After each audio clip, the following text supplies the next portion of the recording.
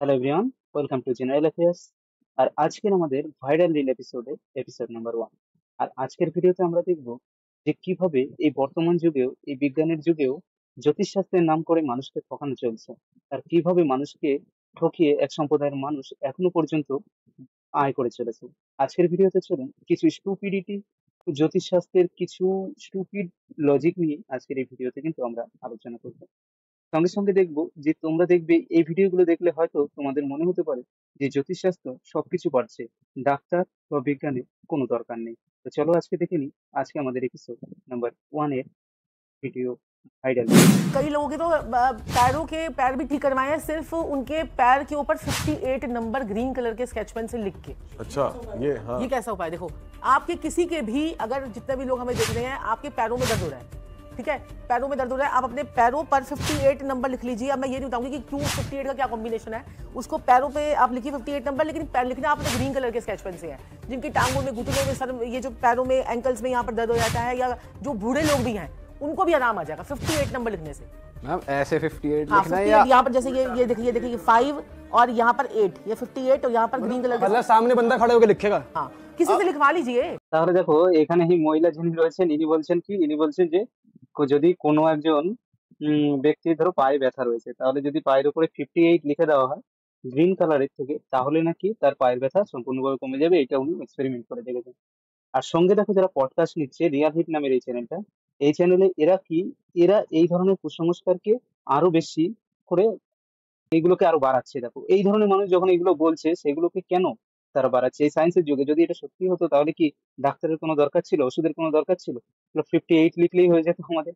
তো এইরকম কিছু কিছু মানুষ রয়েছেন এখনো মানুষকে বলদ বানাচ্ছে। আর এই যুগে এসেও, সায়েন্সের যুগে এসেও তারা মানুষ বলদ হচ্ছে। কিন্তু গিয়ে দেখো যখন এইসব মানুষের পায়ে ব্যথা হচ্ছে বা কিছু হচ্ছে, তারা ওষুধ খাচ্ছে। কিন্তু সাধারণ মানুষকে কি বোঝাচ্ছে? সাধারণ মানুষকে বোঝাচ্ছে না 58 লিখলে তারপরে আর কোনো ইয়ে হবে না। চলো তাহলে নেক্সট আমাদের যেটা রয়েছে, নেক্সট ভিডিওটা আমরা দেখে নিই। নেক্সট ভিডিও কি রয়েছে। आपको पैसा नहीं आ रहा? कॉन्वेलेक्सा कॉन्वेलेक्सा कॉन्वेलेक्सा कॉन्वेलेक्सा कॉन्वेलेक्सा कॉन्वेलेक्सा कॉन्वालेक्सा मनी के लिए आनंद भी आनंद। तो सर ये कोई राशि के लिए है या हर कोई इतना मजे आ रहे हैं लोगों को, मैं आपको बता नहीं सकता हूँ। इतने मजे आ रहे हैं, हमें इतने लोगों के फोन आ गए कि क्या वर्ड्स बता रहे हैं। मतलब ये एक जनरल उपाय हो गया लोगों के लिए? তাহলে দেখো এই এই যে রয়েছে এটা কি, এই যে এই যিনি রয়েছেন, এর আগে যে মহিলাকে দেখলেন, সেই মহিলার হয়তো স্বামী বা কেউ একজন হবেন। ইনি কি বলছে যে পয়সা আসছে না, টাকা পয়সার দরকার, তাহলে কি কনভেলেক্স এই কথাটা যদি বারেবার বলা হয়, তাহলে কি হবে? তাহলে পয়সা আসতে থাকবে। ইনি এগুলো এক্সপেরিমেন্ট করেছে, অনেক মানুষের এর উপর ফলাফল দিয়ে, মানে মানুষকে, তাহলে যদি সত্যি কনভেলেক্স বললেই টাকা আসে, তাহলে এই ধরনের মানুষগুলো কেন নিজেরা কাজ করছে? তাদের নিজস্ব এসব করার কোনো দরকারই ছিল না, ঘরে বসে বসে কনভেলেক্স বলতো। একটা কথা দেখো, যদি কাজ না করো কেউ টাকা দেবে না। আর আয় না করলে টাকা পয়সার এই কনভেলেক্সা বললে যদি হয়েই যেত, তাহলে এই মানুষ আর কাজ না করে শুধু কনভেলেক্সাই বলতো। হয়তো এনার যুক্তি অনুযায়ী অম্বানি, আদানি এরা সব কনভেলেক্সা বলছে বলেই আজকে এদের এত টাকা। বুঝলে? তো চলো দেখে নিই এরপর কি কুসংস্কার ছড়াচ্ছে এই ধরনের মানুষগুলো।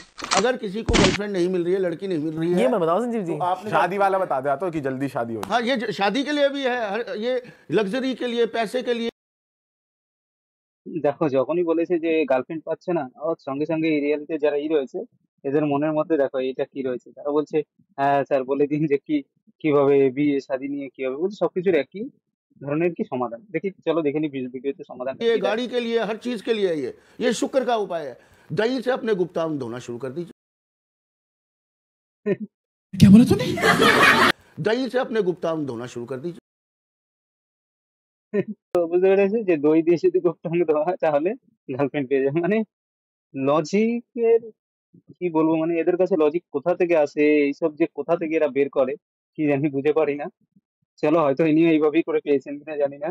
চলো দেখি এরপর কি বলছি। Private parts. प्राइवेट पार्ट अच्छा, तो बंदी বাহ! সঙ্গে দেখো এই রিয়েলিটির একজন বলছে কি, বাহ! মানে কতটা সে বুঝে গেল যে কি একটা বলে দিয়েছে যে গুপ্তাঙ্গ যদি দই দিয়ে ধোয়া হয় তাহলে এই হবে। মানে এই যারা পডকাস্ট গুলো নিচ্ছে, নিজেরা তো অশিক্ষিত এক ধরনের, আর এইভাবে কুসংস্কার গুলো ছড়াচ্ছে, মানুষকে বিভ্রান্ত করছে এরা এইভাবে। আর এই ধরনের কিছু মানুষ, হয়তো এই ধরনের মানুষকে কেউ চিনতোই না, কিন্তু এইসব পডকাস্টের মাধ্যমে এইসব মানুষগুলো আসছে, এইভাবে বিভ্রান্তি কুসংস্কার ছড়াচ্ছে। মানুষ এইভাবে কি এদের ফাঁদে পা দিচ্ছে আর এইভাবে টাকাগুলো নষ্ট করছে। ঠিক আছে, চলো দেখি তারপরে কি বলছে। बंदी हाँ, और जैसे बच्चे আবার बिगड़ বলছে দেখো বান্দি বান্দি, মানে পুরো বনের একটা हुए हैं, ठीक है ना। बच्चे बिगड़ रहे हैं, ये बड़ा बड़ा घर वालों कहना नहीं मान रहे, बदतमीजी कर रहे हैं, वो वाली चीज। आजकल तो আচ্ছা বাচ্চা যদি কথা না শোনে করে তাহলে দেখি কি রেমেডি বলছে। बच्चों ने तंग मचा रखा है, मत पूछो जी। आजकल तो बच्चे यूं करके माँ के सामने हम छाती হ্যাঁ, এটা ঠিকই বর্তমানে এখন অনেকেই বাচ্চা রয়েছে যারা বাবা মাকে সম্মান দিতে জানে না। দেখি তার রেমেডি কি বলে এরা, ঠিক আছে? पहले बाहर निकल जाते हैं। बिल्कुल। तो क्या करे आपने তবে একটা কথা দেখো, বাবা মাকে কখনোই বাবা মার সামনে গিয়ে এইভাবে কথা বলা বা খারাপ ব্যবহার করা উচিত না।